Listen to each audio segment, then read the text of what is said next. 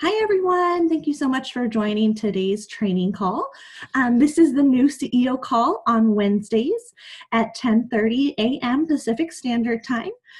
We go over everything for training for brand new CEOs. Today's call, we're going to be going over host coaching and why it's so important for you and your business for each event. So host coaching for each of your events. So why is host coaching so important? It builds a relationship with you and your host. It drives better attendance for each event. There's less chance of canceling, and the host will respect your business with each time you host coach. It's a great way to pre-recruit your host as a CEO. So those are great reasons why you should host coach. So host coaching is 90% of the success of your tasting events.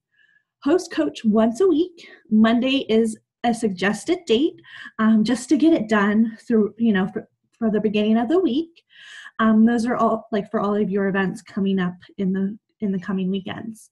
Oftentimes you're booking tasting events over the weekend at your events. So Monday is a great day to work your business and follow up with your hosts. We suggest a Connect 4 type of business model. So we are going to call this the Connect 4. It connects you so you can build a great relationship with your host and provide fantastic customer service for your hosts. So the Connect 4, one is logistics and customer service. 2 is cause and effect. So that is the 501c3 and the host rewards. So you definitely want to tell all your hosts about those 2 great benefits of hosting. And then number 3 is all about attendance. And number 4 is all about the experience. We want you to provide a great experience for your host and their guests. Okay, so Connect 1 we're going to go into detail about all 4 of those. So Connect 1 is logistics and customer service. Host coaching begins when you book your tastings. So have order forms ready to capture all information for the tasting. That includes all the wines they want to order, their credit card information, their billing information. One thing to note is that our system will not accept a credit card unless the billing information, the billing address and zip code matches 100% with the information that the credit card company has on file for them. So that's a really good tip. It'll save you a lot of frustration and time as you're entering orders. And that goes with all of your customer orders as well. Confirm the details of the event. Date, time, venue. Use the host planner as a guide. We have this great host planner here that's available. It's in your starter kit. It's available for purchase in business supplies. This is a great tool for you to use as you're working through booking your tasting events. It's also great to share with your host so that they see the information that you're going to be sharing as well. Let's see, confirm the time of day. Is it going to be a brunch, a lunch, a happy hour, or a dinner? Break it down to the 2-2-2 rule. Always give 2 choices, weekend or night. Tuesday the 8th or the 15th. Give them dates to choose from. 5 p.m. or 6 p.m. for the start time. Don't just leave it up to them. When you give them options, your host will tend to give you their best option or come up with another option for you guys. Remember the ABC rule. Always book close with your closest dates available. So we have that open dates calendar in your back office that you can print out. Fill out your family obligations, things you like to do for fun. If you have a book club or, my husband calls it the wine club, then put that on your calendar and make sure you have a different color and circle the dates that you want to book events at. And that's when you would give them those dates, those 2 dates that are available closest when you're booking an event. Let's see here, get the venue address. The shipping address for the host. One thing that's very important is every host package needs to go to your host's address, and remind them that part of the customer service, remind them that someone 21 or older needs to be there to sign for it. That's something that's often overlooked, and then it provides some frustration for your host, and you don't want them to start off frustrated before the event even starts. Really important, cell phone number, so you can text easily, let them know that package is on its way, or check in with them a little bit. An email address, so you can add them to your contact list. The host package selection, so those are the wines that they'd like to taste. I always recommend trying to if you're going to do 6 bottles, which most of our tastings are 6 varietals, have one of them be a reserve. Once people taste our reserves at your event, they want to purchase it, I promise you. So it's a great way for the host to have one nice, reserve wine for your guests to taste, and then the 5 core collection wines. Our core collection wines are amazing. So I mean, if the host would rather just do all the core collection wines, that's totally okay. Let's see here. The varietals, the credit card information for the host package, we already covered that. And communication is key. Let them know once their host package is on the way. Maybe follow up with the tracking information. They should get that in their email.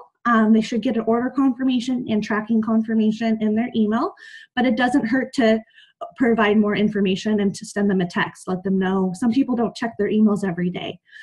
So shoot them a text and let them know that it's on the way. Let's see, make it easy for your host. Provide them tracking information. Give hosts a heads up the day before the package will arrive. That 21 or older signature, just remind them. And be known for giving good customer service. Also, one thing that's really awesome in this host planner is this charcuterie board. If you give this to your host when they're planning their event, that will come in handy when they decide what foods to have. They don't need to have this extravagant tasting with all these different foods. They can even do a potluck where the guests bring, a small dish, or they just have some cheeses, olives, some breads. Super easy. It doesn't need to be a big, huge thing that they're planning. But it can be. If that's what your host wants to do, they can definitely do that. Let's see here. The number 2 is cause and effect. So this is where you are going to get the information for the nonprofit and the host rewards. Understand the host rewards program. Once again, in the host planner, it tells you it right here. So understand the host reward program and share it with your host to get them excited. This is a huge promotional tool. Not many companies make a donation and marketplace rewards for their host. So find out, I'm sorry.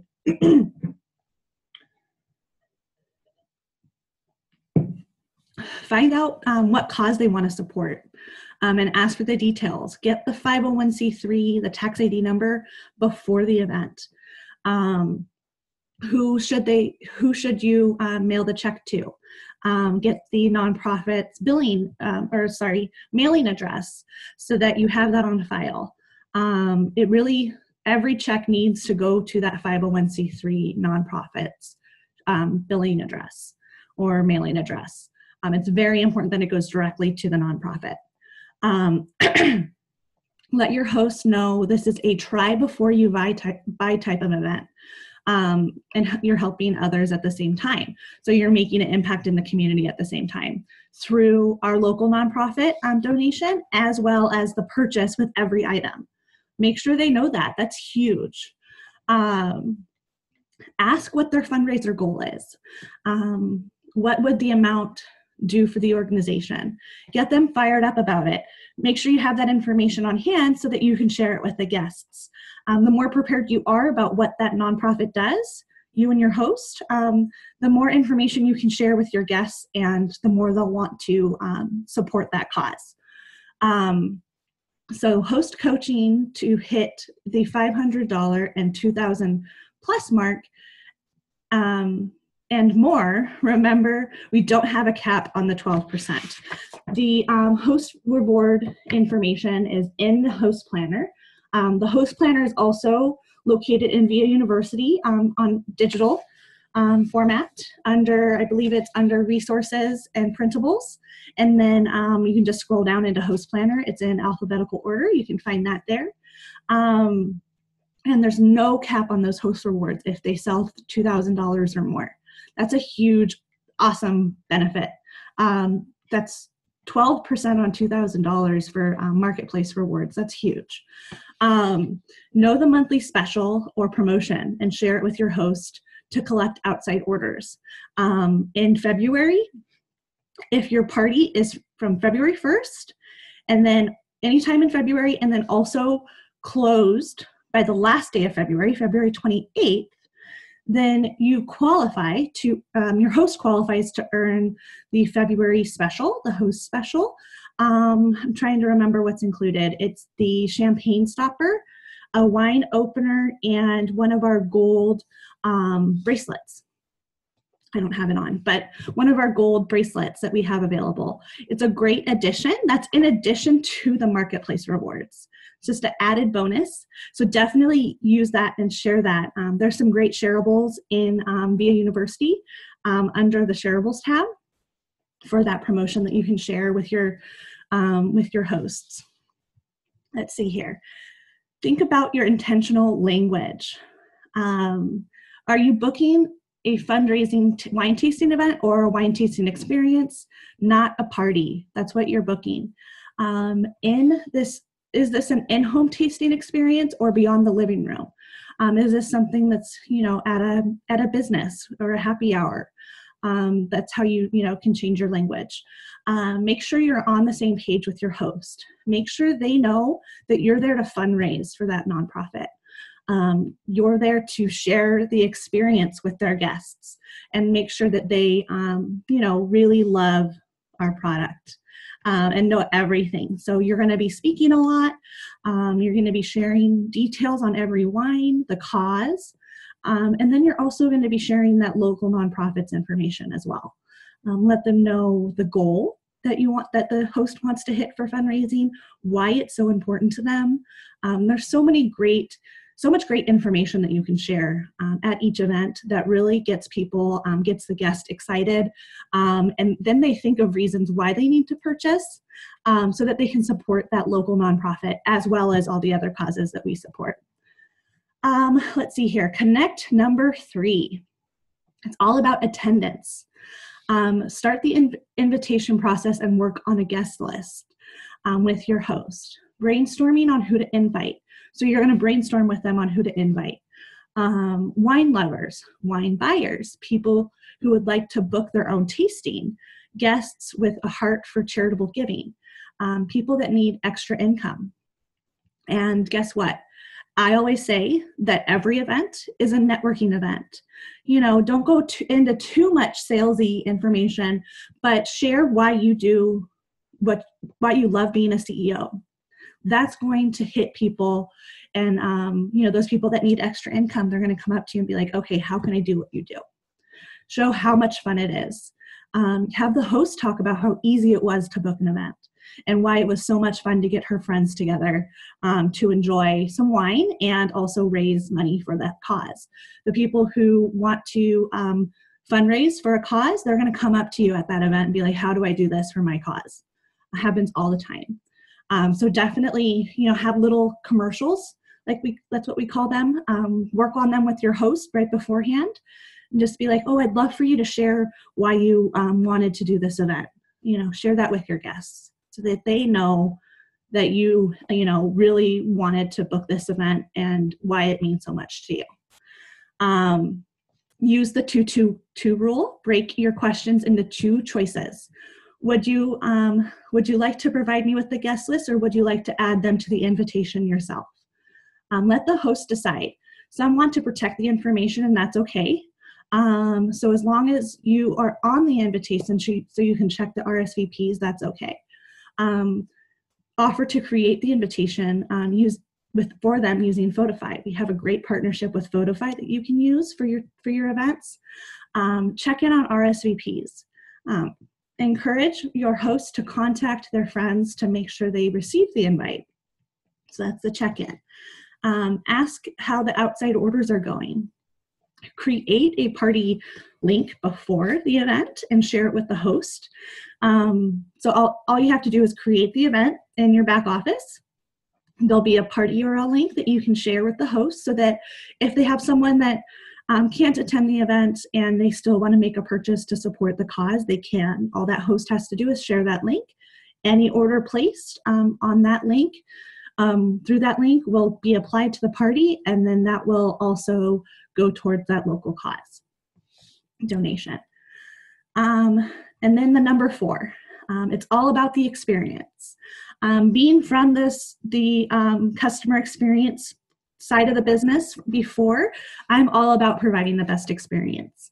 Once they receive the host package, encourage the host to place the wine in the refrigerator to chill. It's best to get those white wines in the refrigerator as soon as possible, at least a day or 2 before the event. Never assume your host knows what to expect at the tasting. Even if they attended a previous tasting, guide them along the way. Make a list of little reminders that you need to do for each host. Let's see here. Explain how a tasting works. Paint the picture and what to expect. Let them know that you will be doing little commercials throughout the event, that you'd love for them to share their, why they wanted to host the event. Encourage them to also interact with everyone as well as, you doing that too. Explain to them how long the tasting will last. Where in the home should the tasting be conducted? Usually we recommend that you have a little checkout station. You have the wines in the kitchen, maybe have a little side table that's a checkout station so that anyone who wants to place an order or talk to you after the tasting, they can do so, and they know that that's your area to talk to them about the business. Sometimes it might feel a little awkward to walk around and tell everyone about the business. So that way, if they're ready to place their order, they come to you. You're not walking around with order forms. They come to you and they place their order. They know that you're there in that area to talk business. Let's see, share what you will bring and what the host needs to supply. That will vary. The information that you're going to bring for sure is everything that's in your starter kit. Opportunity brochure, host planner, order forms. If you have some seasonal supplements, definitely bring those. Those are fun. There's some great information. Decide if the host should purchase some tumblers, some plastic tumblers for the tasting, or if they already have glassware, or if you have glassware that you can bring. Definitely discuss that ahead of time. Let them know that the wine will be shipped to them. That's already handled in previous steps. But definitely talk to them about a shopping list. We have a couple pairing guides in the back office for you in VA University that you can use to help guide them on what to purchase for food. Or you can simply share that charcuterie plate I talked about earlier. Let's see here. Review last minute details, review the wines, and confirm the grocery list with them. Remind your host to have guests arrive on time for the tasting. We don't want them to miss out on the first wine, which is typically the bubbly, and it's one of everyone's favorites, so definitely have them arrive on time.